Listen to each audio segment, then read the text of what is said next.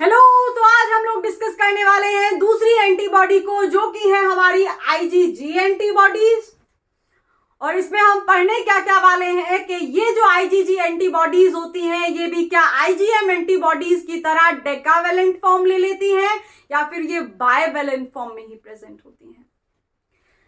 एक और बात होती है कि ये जो आईजीजी एंटीबॉडीज होती हैं ये 4 सब क्लासेस में फर्दर क्लासिफाइड होती हैं। तो वो जो सब क्लासेस हैं उनमें अंतर क्या होता है और ऐसे कौन सी चीजें होती हैं, कैसे कौन से मॉलिक्यूल्स होते हैं जिनकी वजह से उन 4 सब क्लासेस में डिफरेंस आता है। ये काम क्या करती हैं होस्ट की बॉडी के अंदर। ये जो आईजीजी एंटीबॉडीज होती हैं क्या ये प्राइमरी रिस्पांस में इन्वॉल्व होती हैं या फिर ये सेकेंडरी रिस्पांस में इन्वॉल्व होती हैं, ये सारे प्रश्नों के उत्तर आपको आज की वीडियो में मिलने वाले हैं। तो देर करें कि ना करें, नहीं करते हैं और टॉपिक को स्टार्ट कर लेते हैं। तो आईजीजी एंटीबॉडी मोनोमेरिक एंटीबॉडी होती है, यानी ये किसी भी तरीके से अपने मोनोमर्स को बहुत सारी चेन्स की हेल्प से जोड़ती नहीं है। इसका मतलब ये एंटीबॉडी अकेली बिंदास रहती है। और क्योंकि इस आईजीजी एंटीबॉडी के पास सिर्फ 2 एंटीजन बाइंडिंग साइट्स होंगी, एक ये जिनको हम पैराटोप्स बोलते हैं। तो क्योंकि सिर्फ 2 एपिटोप्स इस पैराटोप पर आकर के बाइंड कर सकते हैं, तो इसकी जो वैलेंसी हो गई वो कितनी हो गई, बायवेलेंट। तो इसी वजह से इन आईजीजी एंटीबॉडी को हम बायवेलेंट एंटीबॉडीज भी बोलते हैं। अब अगली बात आती है कि ये जो आईजीजी एंटीबॉडीज होती हैं ये आईजीजी एंटीबॉडीज फर्दर 4 सब क्लासेस में कैटेगराइज हो जाती हैं और जो सब क्लासेस बनती हैं G1, G2, G3 and G4। और इन सब क्लासेस में यानी है तो ये आईजीजी एंटीबॉडीज, तो ऐसा क्या है जिसकी वजह से ये डिफरेंस क्रिएट हुआ है, क्योंकि इन चारों की चारों एंटीबॉडीज को अलग अलग एलील्स एनकोड करते हैं और ये अलग अलग मल्टीपल एलील्स से एनकोड की जाती हैं, जिनकी वजह से ये जो 4 एंटीबॉडीज होती हैं ये 4 भाग में डिवाइड हो जाती हैं। ठीक है। अब अगर इन 4 एंटीबॉडीज में से भी देखने की कोशिश करें तो IgG2 को छोड़कर, यानी इस वाली एंटीबॉडी को छोड़कर बाकी तीनों G1, G3, G4 सारी की सारी प्लेसेंटा को क्रॉस कर सकती हैं और उस प्रोसेस का नाम होता है जिससे ये इस प्लेसेंटा को क्रॉस करके फीटस के पास चली जाती हैं, उसका नाम होता है ट्रांससाइटोसिस, या फिर उसको हम रिसेप्टर मीडिएटेड एंडोसाइटोसिस भी बोलते हैं, सेल के अंदर घुसना। तो इन चारों एंटीबॉडीज में से इसको छोड़कर ये तीनों की तीनों प्लेसेंटा को क्रॉस कर सकती हैं ट्रांससाइटोसिस की हेल्प से या रिसेप्टर मीडिएटेड एंडोसाइटोसिस की हेल्प से। ये वाली क्रॉस नहीं कर सकती है G2।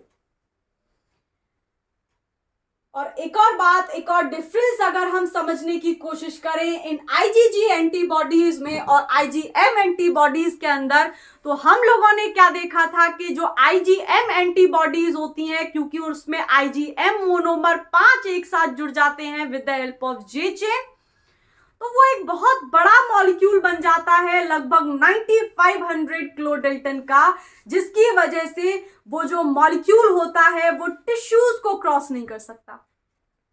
यानी वो जो गदाधारी भीम है वो सिर्फ ब्लड में ही जितने पैथोजेंस उनको मिलेंगे आईजीएम एंटीबॉडीज को, उनको ही खत्म कर सकती है। आईजीजी एंटीबॉडी का क्योंकि साइज छोटा होता है, ये मोनोमेरिक फॉर्म में प्रेजेंट होती है, तो ये कहीं भी चुपके से निकल जाती है, किसी भी सेल के अंदर एंटर कर जाएगी, किसी भी टिश्यू के अंदर एंटर कर जाएगी।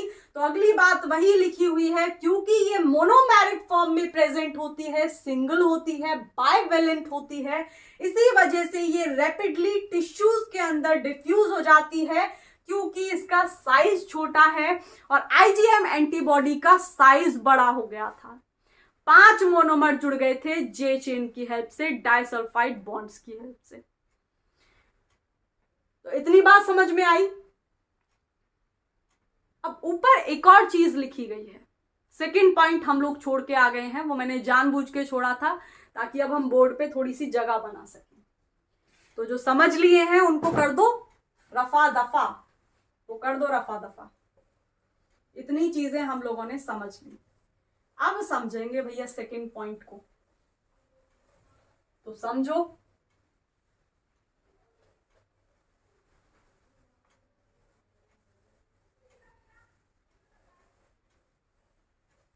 चलें आगे।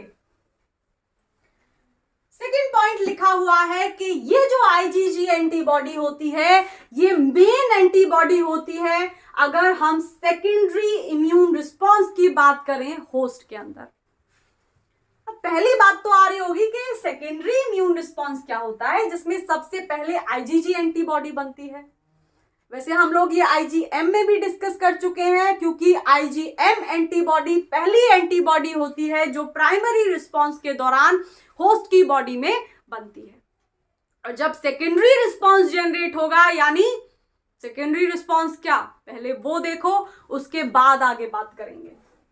मान लो ये हमारी बी सेल है और हमको पता है इस बी सेल के ऊपर बी सेल रिसेप्टर होगा, और वो जो बी सेल रिसेप्टर होता है वो दो अलग अलग एंटीबॉडीज से मिलकर के बना होता है। पहली हमारी आईजीएम और दूसरी होती है इनके असिस्टेंट साहिब, जिसको हम आईजीडी बोलते हैं। सारा का सारा काम का क्रेडिट ले जाएंगी ये आईजीएम और पीछे से हेल्प करती रह जाएंगी आईजीडी। उनका कोई क्रेडिट नहीं होता है, उनको कोई क्रेडिट जाता ही नहीं है। ऐसा क्यों हो रहा है?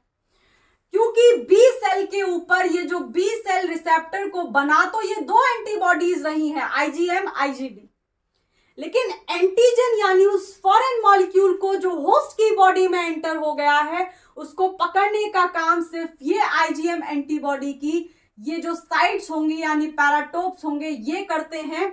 इस आईजीडी एंटीबॉडीज के पैराटोप एंटीजन को नहीं पकड़ते हैं। तो मान लो कोई फॉरेन मॉलिक्यूल है, होस्ट की बॉडी में घुस गया, और घुसने के बाद क्या होगा, क्योंकि ये बी सेल बॉडी में सर्कुलेट कर रही होगी, जैसे ही इस बी सेल को वो फॉरेन मॉलिक्यूल नजर आएगा, उसके एपिटोप्स के साथ इसके पैराटोप्स का इंटरेक्शन होगा, और ये आईजीएम एंटीबॉडी अपनी एंटीजन बाइंडिंग साइट पर उसके एपिटोप्स को चिपका देगी। चिपक गए, अब क्या होगा?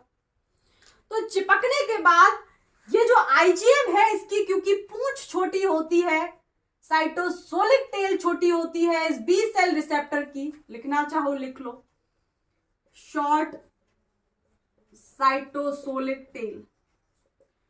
तो एक दूसरा मॉलिक्यूल होता है जो इसी बी सेल के सरफेस पर लगा हुआ होता है, and if you want to know about that molecule तो जुड़ जाइए हमारे साथ और चैनल को कर लीजिए सब्सक्राइब, ताकि आप लोगों को वो सारे मॉलिक्यूल्स भी पता चल सके जो इस बी सेल के सरफेस पर प्रेजेंट होते हैं, या ये बी सेल अपने ऊपर लेकर के घूमती है। तो हम क्या देख रहे थे कि जैसे ही ये बीसीआर एक्टिवेट होगा, बीसीआर एक्टिवेट होने के बाद इसकी पूंछ छोटी होती है, तो सिग्नल को ये इस बी सेल के न्यूक्लियस तक नहीं पहुंचा पाता। इसके लिए एक दूसरा मॉलिक्यूल, अब भैया ये काम नहीं करेंगे तो कुछ और देखना पड़ेगा, पर काम तो चलाना पड़ेगा। तो ये सिग्नल जाएगा इस मॉलिक्यूल के पास, और क्योंकि इसकी साइटोसोलिक टेल बड़ी लंबी होती है, न्यूक्लियस तक पहुंच जाती है, इससे वो सिग्नल यहां तक पहुंच जाएगा। और जैसे ही वो सिग्नल यहां तक पहुंचेगा, बी सेल जाग जाएगी। और कैसे जागी? क्योंकि न्यूक्लियस जाग गया। न्यूक्लियस है दिमाग इस बी सेल का, ठीक है। Brain of B cell is nucleus, not like this. आगे चलो। तो ये बी सेल हो गई एक्टिवेट, ये जाग गई, और जागने के बाद इस खेल तमाशे को यहां से हटा देते हैं और आगे की कथा को संपूर्ण कर लेते हैं। तो आगे चलो। ये बी सेल हो गई एक्टिवेट, और एक्टिवेट होने के बाद हम पता नहीं कितनी बार पढ़ चुके हैं कि ये दो तरीके की सेल्स में फर्दर डिफ्रेंशिएट हो जाती हैं। पहली इफेक्टर बी सेल भैया, जिसको हम प्लाज्मा सेल्स भी बोलते हैं, और दूसरी कौन सी? Memory B sales. तो अगर पैथोजन या ये वाला पैथोजन होस्ट की बॉडी में पहली बार आया है, तो ये जो इफेक्टर बी सेल्स हैं उस पैथोजन के लिए बिल्कुल नई बनी हैं, और ये जो बी सेल्स होंगी एंटीबॉडीज को सिक्रीट करेंगी, और एंटीबॉडी सिक्रीट होने के बाद जो रिस्पॉन्स जनरेट होगा वो प्राइमरी रिस्पॉन्स होगा। और हम लोग ये बात कर ही चुके हैं कि प्राइमरी रिस्पॉन्स के अंदर जो सबसे पहले एंटीबॉडीज बनती हैं वो आईजीएम बनती हैं। और इन्हीं इफेक्टर बी सेल यानी इन्हीं वाली प्लाज्मा सेल्स के लिए बाद में जब उस पैथोजन से मुकाबला होकर के दो दो हाथ हो जाते हैं, तो अल्टीमेटली जब वो पैथोजन मरने वाला होता है तो उसके लिए यानी इन्हीं इफेक्टर बी सेल के लिए इसके डेटा को फीड करने के लिए कि वो पैथोजन कौन सा था, उसके ऊपर प्रोटीन्स कौन से थे, हमारी इफेक्टर बी सेल्स ने कौन कौन से मॉलिक्यूल सिक्रीट किए थे जिसके बाद अल्टीमेटली उस पैथोजन की डेथ हो गई थी, इस सब डेटा को फीड करने के लिए एक होता है सीपीयू। और वो सीपीयू हमारे इम्यून सिस्टम में होती हैं ये मेमोरी बी सेल्स। इनके पास जितने भी क्रिमिनल बॉडी के अंदर आते हैं सबका रिकॉर्ड होता है। तो अब क्या होगा, ये तो हो गया प्राइमरी रिस्पॉन्स कि भैया पैथोजन बिल्कुल नया था। लेकिन अगर सेम पैथोजन कुछ मॉडिफिकेशंस के साथ होस्ट की बॉडी में दोबारा एंटर करे तो ये जो मेमोरी सेल्स हैं उसको जल्दी से अपने डेटा में सर्च करेंगी और जल्दी से उसको रिकॉग्नाइज कर लेंगी। ठीक है, और रिकॉग्नाइज करने के बाद फिर से एक और कहानी शुरू होती है पार्ट 2। और पार्ट 2 में क्या होगा कि ये जो मेमोरी बी सेल्स होंगी ये फर्दर डिफरेंशिएट होती हैं और ये ज्यादा अमाउंट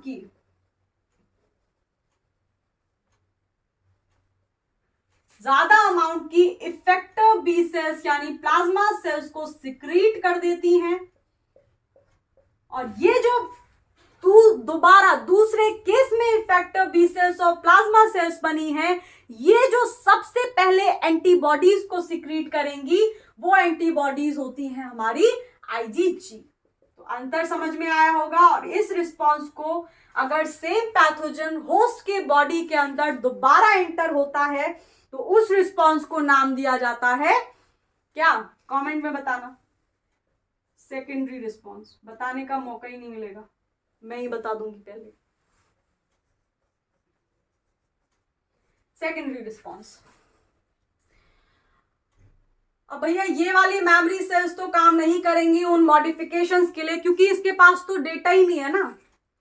तो अगर नए सारे मॉडिफिकेशंस लेकर के नए इवॉल्व करके वो फॉरेन मॉलिक्यूल दोबारा से बॉडी में एंटर हुआ है तो उन मॉडिफिकेशंस का भी ध्यान रखना पड़ेगा कि कौन से मॉडिफिकेशंस थे जो इस बार पैथोजन लेकर के आया था और किस तरीके से उन मॉडिफिकेशंस के साथ हमारी इफेक्टर बी सेल्स ने हाथापाई की और अल्टीमेटली उस पैथोजन को मार गिराया दूसरी बार भी। तो उस बात को याद रखने के लिए फिर से memory B cells data feed करती हैं और मेमोरी बी सेल्स बनती हैं इन स्पेसिफिक इफेक्टर बी सेल्स के लिए। More memory B cells formation will आकर फॉर्मेशन। तो ये हो गई कहानी खत्म। तो इसमें हमने क्या सीखा कि ये जो हमारी आईजीजी एंटीबॉडी होती है ये एंटीबॉडी सेकेंडरी इम्यून रिस्पांस के दौरान सबसे पहले प्रोड्यूस होती है, सबसे पहले इफेक्टर प्लाज्मा बी सेल्स इनको सिक्रीट करती हैं। ये हो गई 2-3 बातें। अब चलो आगे। आगे क्या है, थोड़ी और चीजें हैं आईजीजी भैया के बारे में जानने को, तो जान लेते हैं। और वो क्या है कि हम लोगों ने जब ऑप्सोनिन की बात कर रहे थे और ऑप्सोनाइजेशन की बात कर रहे थे तो ये जो ऑप्सोनिन होते हैं ये क्या होते हैं, ये होते हैं हिंदी फिल्म जो होती है ना पुरानी उनके विलेन। मतलब ये जो ऑप्सोनिन होते हैं ये ऑप्सोनिन पैथोजन की कमजोरियों का फायदा उठाते हैं और फायदा उठाने के बाद उसकी कमजोरी पर वार करवा देते हैं अपनी इम्यून सेल से, जिसकी वजह से जो पैथोजन होता है क्योंकि वो कमजोर हो जाता है तो वो अपने आप को बचा नहीं पाता। वो फाइट बैक नहीं कर पाता इम्यून सेल से। और ये कैसे होता है वो भी देख लो। तो हम लोगों ने देखा था कि एक तो हमने आईजीएम एंटीबॉडी के अंदर देखी थी कि आईजीएम एंटीबॉडीज भी ऑप्सोनिन की तरह काम करती हैं। और ये जो अब हम पढ़ रहे हैं, क्या पढ़ रहे हैं, इधर लिख लो, आईजीजी एंटीबॉडी पढ़ रहे हैं। तो ये जो आईजीजी एंटीबॉडीज होती हैं ये भी ऑप्सोनिन की तरह काम करती है।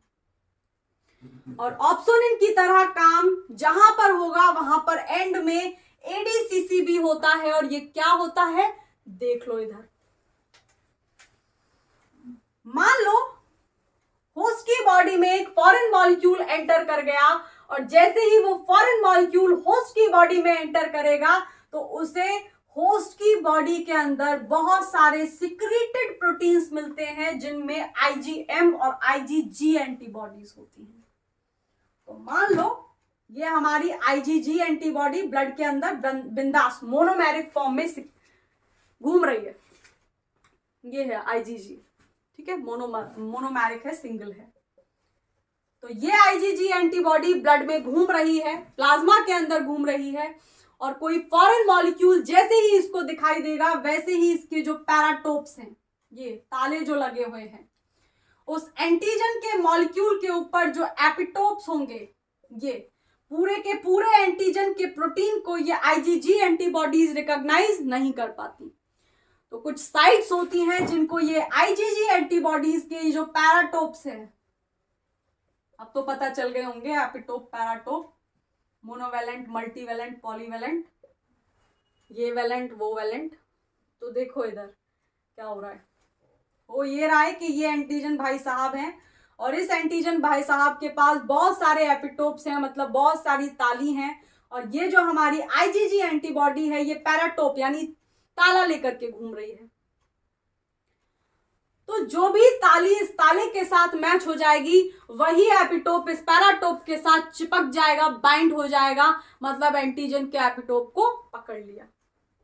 तो क्योंकि बाइवेलेंट है तो सिर्फ 2 एपिटोप्स को पकड़ पाएगी, तो इसने 2 एपिटोप्स पकड़ लिए, ठीक है। अब पकड़ने के बाद भी तो कुछ करेगी। तो देखो ये हिंदी फिल्म के विलन की तरह काम कर रही है या नहीं, कैसे।